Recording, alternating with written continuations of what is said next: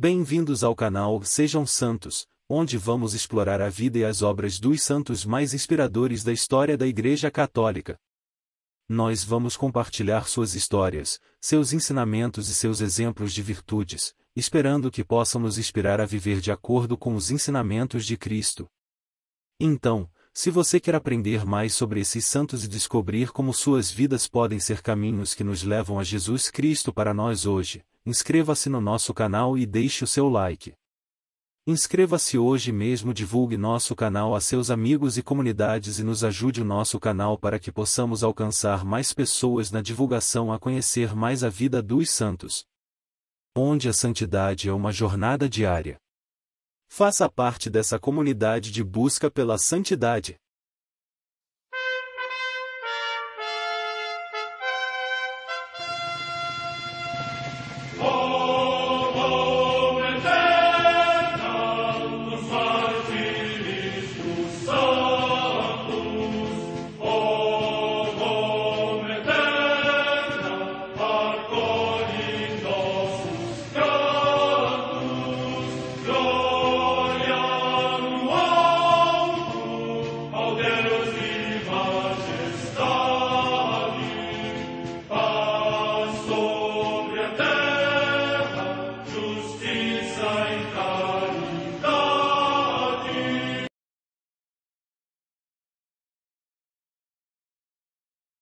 Ler a vida dos santos desperta em nós o desejo de seguir a Cristo. Através de suas vidas podemos aprender as virtudes, a sabedoria e o amor de Deus. Cada santo nos oferece um modelo de vida a ser imitado, como diz São Paulo na carta aos Hebreus, capítulo 12, versículo 1. Estamos rodeados por uma nuvem de testemunhas. A Igreja foi fundada por nosso Senhor Jesus Cristo não apenas como uma instituição, mas uma autêntica família. Os santos mártires, confessores, doutores, as virgens, os santos pastores e todos os demais santos são realmente nossos irmãos que nos precederam no caminho da fé e já estão no céu, para onde também iremos nós, pela graça de Deus. Portanto, sede santos, assim como vosso Pai Celeste é santo. Mateus capítulo 5, versículo 48. Hoje, dia 3 de abril, celebra a Igreja a vida desse grande santo, São Ricardo de Vichy. A Santa Madre Igreja celebra também nesse dia os santos. Em Roma, São Sisto I, Papa, que, no tempo do Imperador Adriano, foi o sexto sucessor de São Pedro na direção da Igreja. Morte no ano 128.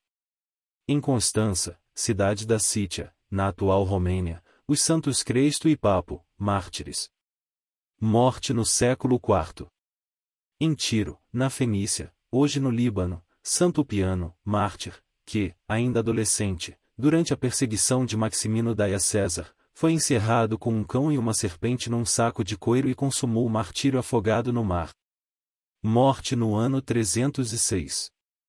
Em Nápoles, na Campânia, região da Itália, São João, bispo, que morreu na noite santa da Páscoa, quando celebrava os sagrados mistérios, e acompanhado pela multidão dos fiéis neófitos, foi sepultado na solenidade da ressurreição do Senhor.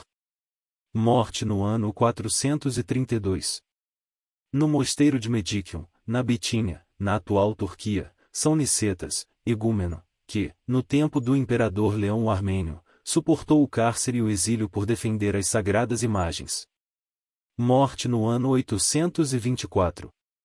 Em Constantinopla, hoje Istambul, na Turquia, São José o Inógrafo, presbítero e monge, que na perseguição desencadeada contra o culto das sagradas imagens, foi enviado a Roma para pedir a proteção da Sé Apostólica e, depois de ter suportado muitos tormentos, finalmente recebeu o encargo de guardar os objetos sagrados da Igreja de Santa Sofia. Morte no ano 886. Em Polise, na Sicília, região da Itália, São Gandolfo de Binasco Sace, presbítero da Ordem dos Menores, que se entregou a uma austera vida de solidão e iluminou as regiões limítrofes com a pregação da Palavra de Deus. Morte no ano 1260. Em Pena, no Piceno, hoje nas Marcas, região da Itália, o beato João, presbítero, um dos primeiros companheiros de São Francisco, que foi enviado para a Gália Narbonense, onde propagou a forma de vida evangélica. Morte no ano 1275. Em Lancaster, na Inglaterra, os beatos Roberto Middleton, da Companhia de Jesus, e Thurston Hunt, presbíteros e mártires, o segundo foi preso quando tentava libertar o primeiro durante uma transferência de prisioneiros, condenados ambos à morte, no reinado de Isabel I, por causa do seu sacerdócio, mereceram, através dos tormentos, ser glorificados à direita de Cristo. Morte no ano 1601. Em Udine, no Vêneto, região da Itália, São Luís Crosop, presbítero da Congregação do Oratório, que fundou a Congregação das Irmãs da Divina Providência, para formar as jovens no espírito cristão. Morte no ano 1884. Em Guadalajara, região de Jalisco, no México, os beatos Ezequiel, José Luciano Huerta Gutierrez e Salvador, José Huerta Gutierrez, pais de família e mártires. Morte no ano 1927. Em Mancha Real, perto de Jaén, na Espanha, o beato João de Jesus e Maria, João Otazua y Madariaga, presbítero da Ordem da Santíssima Trindade mártir, que, durante a perseguição religiosa, com o seu martírio seguiu os passos de Cristo. Morte no ano 1937.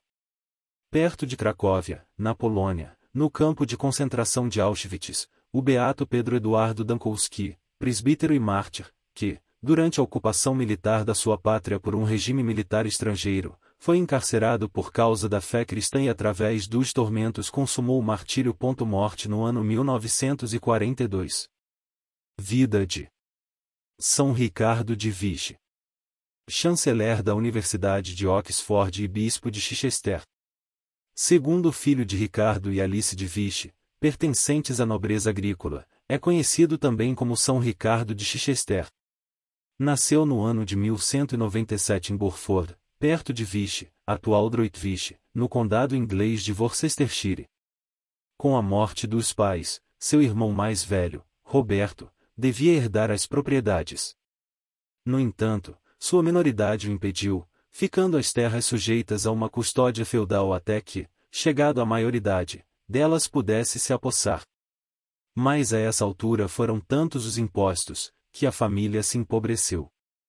Por isso Ricardo foi trabalhar nos campos do irmão, e o fez com tanto empenho, que logo as finanças arruinadas se restabeleceram. Grato ao irmão, Roberto entregou-lhe a posse da propriedade. Em dado momento, alguns amigos recomendaram a Ricardo que se casasse com certa dama da nobreza, mas outros eram seus planos. Sugeriu a Roberto que a desposasse, e lhe devolveu a propriedade, pois havia decidido colocar-se a serviço da igreja através de uma vida de estudo e oração. Foi então estudar na Universidade de Oxford sob a direção do famoso professor Grosseteste de Santo Edmundo Ricci, votando a este profunda amizade e veneração. Ali residiu na mais extrema pobreza, em companhia de 2 colegas. Chanceler da Universidade de Oxford. Uma vez formado, e antes de começar a ensinar em sua universidade, Ricardo resolveu aperfeiçoar-se em Paris, e posteriormente em Bolonha, onde permaneceu por 7 anos cursando direito canônico. Adquiriu tal reputação, que ao voltar à Inglaterra, em 1235, foi eleito chanceler de Oxford. Pouco depois, seu antigo mestre Edmundo Ricci tornou-se arcebispo de Cantuária e o nomeou chanceler da diocese. Santo Edmundo, além de pregador da Sexta Cruzada, de 1228 a 1229 e respeitado matemático, era formado em dialética e teologia pelas universidades de Paris e Oxford, onde promovia o estudo de Aristóteles. Ricardo participava dos ideais dele quanto à reforma do clero e ao apoio aos direitos do Papa, e nisso desagradava o rei. Forçado por este motivo a exilar-se, Santo Edmundo refugiou-se no mosteiro cisterciense de Pontigne, aonde o seguiu Ricardo. Santo Edmundo faleceu em 1240 e foi canonizado em 1246. Sobre ele, o martirológio romano diz no dia 16 de novembro, em Cantuária, na Grã-Bretanha, Santo Edmundo, bispo e confessor que, por defender os direitos de sua igreja, foi exilado e teve morte muito santa em Provins, cidade da região de Sens. Foi lançado no cânon dos santos pelo Papa Inocêncio IV. Ricardo resolveu então tornar-se sacerdote, e estudou teologia durante 2 anos com os dominicanos em Orleans. Retornando à Inglaterra, pouco depois foi novamente nomeado chanceler de Cantuária pelo seu novo bispo, Bonifácio de Savoy. Luta entre altar e trono. Vagando a sede de Chichester, Ricardo foi designado para ocupá-la. Entretanto, o rei Henrique III, apoiado por parte do capítulo daquela catedral, não quis aceitá-lo, pois seu favorito era Roberto Paceleve. Mas o arcebispo Bonifácio se recusou a confirmar o protegido do rei, e os dois lados apelaram ao Papa. O rei confiscou então as propriedades e as rendas do bispado, transferindo-as para a coroa. Ricardo foi obrigado a se exilar, apesar de o Papa Inocêncio IV ter confirmado a sua eleição. O próprio pontífice o sagrou bispo em Lyon em março de 1245. Só depois de longas negociações, nas quais o Papa saiu em defesa de São Ricardo, este conseguiu sair do exílio para tomar posse de sua diocese. Entretanto, por 2 anos o rei se recusou a lhe devolver as propriedades, tendo ele que viver na casa do vigário de Tarren, de onde visitava a pé sua diocese. Intransigente com os usurários e com o clero corrupto, vivia com muita frugalidade e temperança, gostava de cultivar figos nos tempos livres, usava cilício e excluía a carne de sua dieta, comendo apenas legumes. O rei Henrique III exilou São Ricardo e confiscou as propriedades do bispado. O Papa Inocêncio IV confirma São Ricardo como bispo da sede de Chichester, apesar da recusa de Henrique III. Reforma do clero. De volta à sua diocese, São Ricardo empregou seus últimos 8 anos de vida na reforma do clero, e para sanar males nele recorrentes codificou, com o auxílio de seu capítulo, um corpo de estatutos para a organização da Igreja em nível diocesano. Como aqueles eram tempos que ainda conservavam restos de barbárie, os estatutos desciam a detalhes que hoje pareceriam supérfluos, mas com o tempo os mesmos foram incorporados às normas da Igreja. A vida mundana de muitos clérigos levava diversos sacerdotes a contrair matrimônio secretamente, apesar dessa sacrílega aliança ser vedada pelo direito canônico e tais mulheres consideradas concubinas pela Igreja. São Ricardo decretou que o clero casado deveria ser privado de seus benefícios, e suas concubinas perderiam os privilégios da Igreja, tanto em vida como após a morte. Eram declaradas incapazes de herdar qualquer propriedade de seus maridos, e seus legados deveriam ser doados para a manutenção da catedral. Para evitar essa situação, os candidatos ao sacerdócio deveriam fazer voto de castidade e viver de acordo com ele. Estabeleceu também que, para sanar abusos, os vigários deveriam ser sacerdotes, possuir apenas uma propriedade para viver, não lhes sendo permitido ter outra paróquia sob um nome falso. Por não serem sacerdotes, os diáconos eram proibidos de ouvir confissões, indicar penitências ou batizar, sendo que neste último caso poderiam fazê-lo na ausência de um sacerdote. Para maior decoro da liturgia, os sacerdotes deveriam celebrar a missa com as vestes impecáveis e usar um cálice de prata ou de ouro, completamente limpo. Sobre o altar deveriam ser colocadas pelo menos 2 palas consagradas para cobrir o cálice durante o sacrifício, e uma cruz diante do celebrante. Para a consagração, o pão deveria ser da mais pura farinha de trigo, embora o vinho pudesse ser misturado com água. Entretanto, esses elementos não deveriam ser guardados por mais de 7 dias. Quando a hóstia consagrada era levada a um doente, devia ser encerrada em uma pístide ou estojo, e o padre ser precedido por uma cruz, vela, água benta e sineta.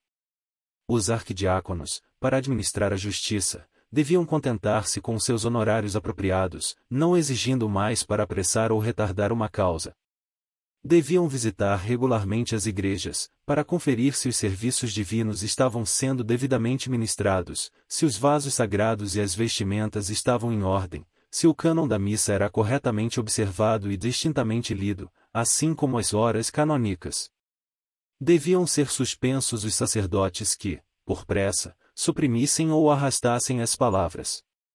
Os clérigos deviam usar o traje apropriado e não imitar o costume dos leigos. Não lhes era permitido usar o cabelo comprido ou adornos mundanos. Os nomes das pessoas excomungadas deviam ser lidos 4 vezes por ano nas igrejas paroquiais, encerrando uma vida de combates. Os reis ingleses tinham uma tendência absolutista, que mais tarde desfecharia no cisma de Henrique VIII, e São Ricardo, por ser muito cioso dos direitos da Igreja, teve muitos atritos com seu soberano. Entre outros, aquele em que desconsiderou a petição real em favor de um padre que ele reduzira ao estado leigo por ter seduzido uma mulher. Em outra ocasião, os habitantes da cidade de Lévis arrebataram um criminoso que havia se refugiado em uma igreja e o lincharam até a morte, violando assim o direito de asilo no santuário. São Ricardo os obrigou a exumar o corpo e dar-lhe enterro apropriado em solo consagrado. Costumava também impor severa penitência aos cavaleiros que atacavam sacerdotes. Tendo recebido do Papa a missão de pregar a Sétima Cruzada, de 1248 a 1254, São Ricardo foi antes a Denver, a fim de dedicar uma capela a Santo Edmundo. Hospedou-se na Maison Dieu, uma casa para sacerdotes pobres, e aí faleceu à meia-noite do dia 3 de abril de 1253, com apenas 56 anos. Seus órgãos internos foram removidos e colocados no altar da capela. De acordo com seus últimos desejos, o corpo de São Ricardo foi levado para Chichester e enterrado na capela ao norte da nave, dedicada a seu protetor Santo Edmundo. Mais tarde, em 1276, seus restos mortais foram trasladados para um novo mausoléu na mesma catedral. Foi canonizado pelo Papa Urbano IV em Viterbo, em 1262, apenas 9 anos depois de sua morte. O mausoléu com seus restos mortais na Catedral de Chichester atraía muitos peregrinos, pois sua popularidade se aproximava à de São Thomas Becket em Cantuária. Em 1538, por ocasião do cisma na Inglaterra, o relicário do santo foi destruído pelo chanceler Thomas Cromwell, de 1485 a 1540, por ordem do herético Henrique VIII.